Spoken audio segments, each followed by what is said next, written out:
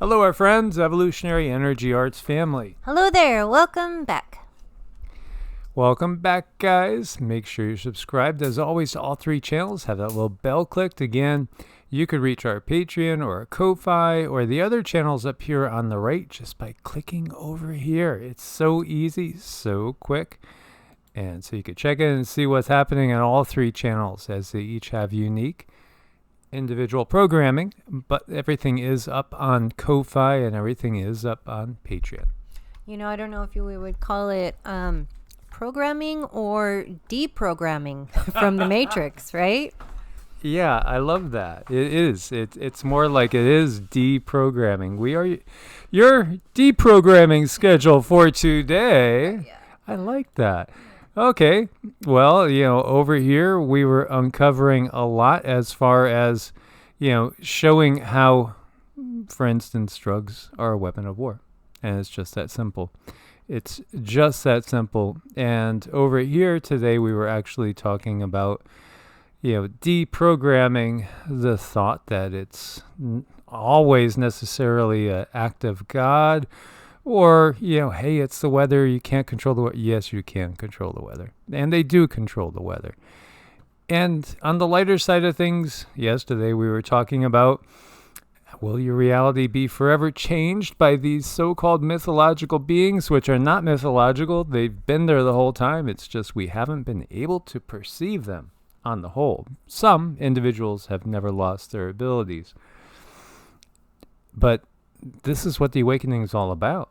And this is what the Ascension is all about. So we're going to check in and give you an update on June's Ascension energies and what we're hearing from all you guys, from your comments and from the people that we see on a regular basis, as we do have several hundred that we work with energetically with spiritual coaching and the like on a regular basis. So what's the buzz? Tell me what's happening, Cindy. All right, what's happening? Well, people are having new experiences in a positive way. They're allowing information to circle about in their life and meet them once again. They're moving into alignment. And it seems like a lot of people are having this go on right now. So they're having information come to them, probably from traumas past that they were not able to process during that time. Well, now they're able to allow this information to come and show itself again, to see, okay, are you done processing this, or do we need to have a little more work done? And really, that's nothing to be judged, good, bad. It really is not to be judged. It's just where you are, it's where are you in the cosmos, and it's fine wherever that is. But I just noticed this week a lot of people are facing old traumas, to see if it's okay to put them to bed. And a bit of a gentler awakening, where people might be hearing more from Mother Nature than they did before. So they're able to hear the trees speaking with them. They're able to hear and feel and sense the essence and the wind that is going through their world, and really get a good idea of what's going out there in the etheric realm. And when we see this, a lot of times this is we all have like these little feelers in our energy field. And as we heal and as the sun comes at us, these little feelers become more and more sensitive. So the more you're able to heal these traumas, the better able you're going to be able to get a better sense of what exactly is going on around you, as far as the way it is, and not like if you've had a trauma, that information might strike you in a totally different way. So that's where the healing comes into place, and that's very helpful to have you have really solid ground, solid footing, and a way to process this. So I do like the idea that more people are able to talk about these experiences and move into an age where, things are more normal, even though they seem very abnormal to others. Absolutely. And Sassy agrees, guys. She agrees. You know, when we look at these comments, I love seeing these comments. And so many of you guys do have expanded abilities compared to most people out there. You know, expanded perceptive abilities. You know, you'll see comments saying, by the way, hey, there's a group of elementals up in those trees over there. Or, yeah, you know, we have elementals on the property too. And there are those that have sensed all this the whole time. And that never really lost completely their ability to perceive beings in other densities. Now, in in some cultures, these people that even in the darkest of the Kali Yugas have the ability to perceive beings in other densities, they would be the shamans. They would be looked at as the witch doctors, shamans. They would be the ones that would be put in high regard, and you know, you would come to them in times of question. You know, what do you see? What are they saying? You know, these beings on the other side. What's their thoughts? What are they perceiving? Walkers between worlds. This is what we are naturally. It's just what we are naturally, and it is what a shaman would be by trade, or you might call it a witch doctor, or different terminologies. You know, natural witches, again, were often people that were just simply in tune with nature and everything around. They might even instinctively know which plants to use for what, as the animals do. You know, animals typically, you don't often, now in this world with domesticated animals, yes, you might find animals that eat the wrong plant and get sick, but they kind of know intuitively, and they listen to Mother Nature, and you'll see often your animals going, and all of a sudden they're chewing on something if their body is needing something. They know this intuitively. All these intuitive abilities have been dimmed or snuffed out in the Dark Age. They're coming back on now. This is a beautiful time. And in fact, again, if we didn't have the dark control system in place, this would be the best of times. We'd be thinking, wow, we can absolutely manifest heaven on earth right in here and right now. Mm-hmm. And we could, talk with one another, more openly than we are able to right now. Because even though we are awake, and the ones who listen to the channel, they're awake, and they can see, it makes it difficult to have a normal day-to-day relationship with other family members or other friends or other people at your place of work, because no, they're not going to understand. And this has already been painted so negatively in the mainstream about having these understandings that there's always a conversation going on between you and nature herself. I mean, that's just ongoing, and it's a given. And even animals, they have such intuitive natures. They are so smart. Say they do eat a bush or a leaf that makes them sick. Well, you know what? They're not going to eat it again, because they're actually remembering, and they're really living in the moment, and they're going to be able to understand, hey, that made me sick. I'm not going to eat it. And we are so inundated with the way life is today that it's very hard for us to stay in the moment and live completely in the moment, so that our abilities might be able to be at their fullest. Absolutely. And so as the earth is on the ascending path, so many things are going to be revealed to those that will stay in the natural order, and not fear the sun and all the light, which is information, which again is going to bring the gnosis and the direct knowing of the changes that are happening right now within us. And as I was going to say before, and I could complete that thought, these people that would be the shamans, because they can, understand and sense and sometimes definitely communicate with beings of other densities, of other species, other types.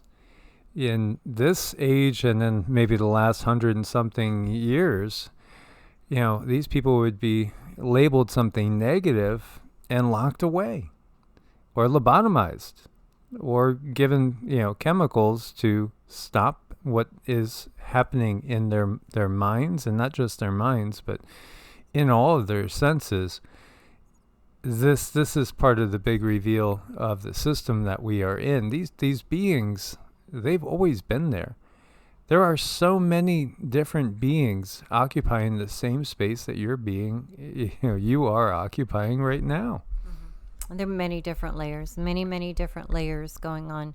And, that's why it's really important to have a spiritual practice, because all of these energies can come at you so hard, so fast, you might not have a very good way of grounding yourself. But I cannot overstate the importance of grounding yourself when we are going through these things, and being able to find your center. If you kind of get knocked off your center through some type of trauma, or through PTSD, or through something that's really bothering you, or through something that's made you angry, we really have to remember to reground, because the brighter your light, the more you're going to be seen by other beings. And if they're looking across the room and they see your light up, they might think, that might be a good meal. Let me try this opportunity. So really important to be able to remember and know how to ground and center yourself and clear your energy field often. Yeah, that is absolutely imperative. When we look to this month of June, we do have some things in store, and as we've talked about numerous times, Pluto is in Aquarius until June 11th this month, and then it moves back to Capricorn, and then it'll move forward again, and then finally stay in Aquarius later in 2024. Now, we've been in a period of rapid reveal. Look for just the opposite. Maybe, a period of trying to cover up, however that looks like, and that would be somewhere around June 11th or thereafter. We also, interestingly enough, have Saturn going retrograde June 17th. So keep in mind that big Pluto movement with Saturn going retrograde on the 17th. I felt like there's just something coming somewhere in the middle of June that could be it feels like it could be a blip, hopefully not too major a blip, but it could be something challenging for us. So just want to keep that in mind. And again, this is all about consciousness. Everything that we see is about consciousness. Again, the stars and the planets are conscious entities. And, you could view them as our elders. They have a lot to teach us. To me, having this information come back around and see if you're ready and able to allow it to sink in and work with your energy, to me, it has almost everything to do with Saturn, because when Saturn goes into retrograde, it's going to get a little bit stronger, and its essence is going to play on people even more. And I think it's already occurring, even though June 17th has not occurred yet. Saturn, this energy is coming at us anyhow, because it's like a wave. It comes in like a wave. It's not just boom, hits that day and is gone the next day. No, these energies come in slow, and they increase and get to the top, and then they decrease in that nature. And in Western astrology, Saturn is kind of feared, but in Vedic astrology, Saturn is kind of your blessing. Saturn is the one who tells you how far you have come. Saturn is the one that celebrates you when you have been responsible. Like going through all your 12 houses, as Saturn hits each particular house for you, it's important to spend a little more time on that subject of the house.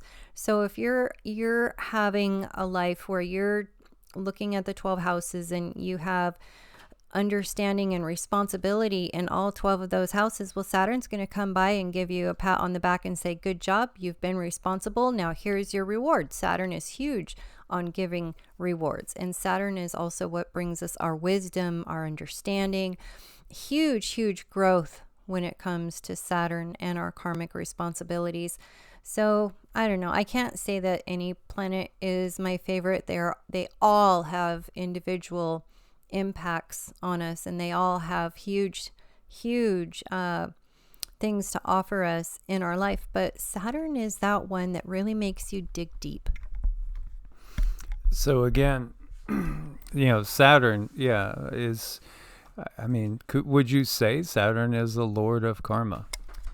Yeah, because it's important. You got to take care of those things wherever Saturn is sitting in that house. Because if you don't, Saturn is going to show you what happens when you don't. Yeah, it's karma. And then we were talking about Pluto again. On June 11th, it'll go back out of Aquarius. And, we'll revisit Capricorn. It goes back into Aquarius again in 2024. And, we're going to have a lot of ebbing and flowing of what is to come and what is.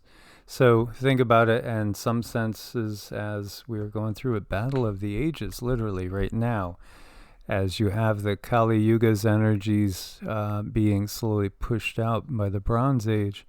So it's fascinating. And one of the things that will become the norm is some of what we would call spiritual superpowers. And it's only spiritual superpowers when we talk about these things in a Kali Yuga. Because again, we are inhibited in a dark age and a little bit of the Bronze Age on either side, the darkness. It's like that wave Cindy was talking about. So the wave of darkness, it reaches its peak in the Kali Yuga, but it is incoming during the Bronze Age, and then it still has effects in the Bronze Age as it's leaving. And in fact, we've even gotten that there's the beginnings of it really in the end of the Silver Age is when that more darkish energy starts to really truly appear.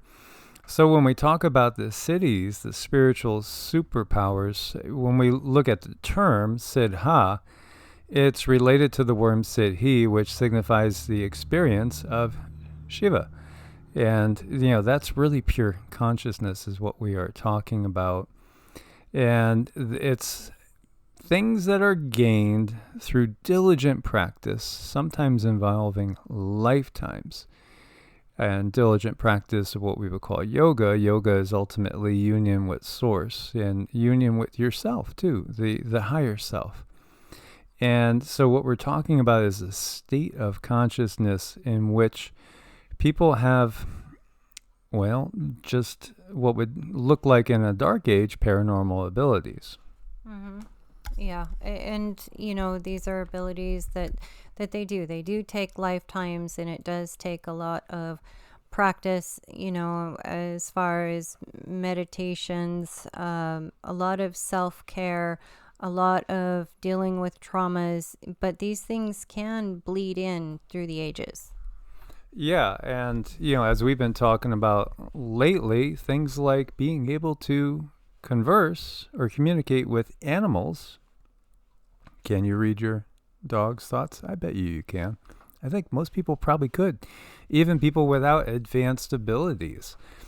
But we can extend out to where we can actually perceive the energies and the consciousness of just random birds and butterflies and you name it, even, insect life and fishes, everything. We can read their energy because, they do read ours all the time. We've just been basically given conceptualization of reality that is one that is limiting.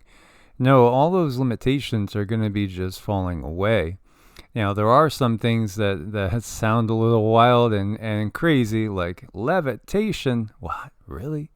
Metamorphosis? Well, we're all basically going from that larva stage into a butterfly, and we will become the butterfly for those, again, that avoid being assimilated into the Borg.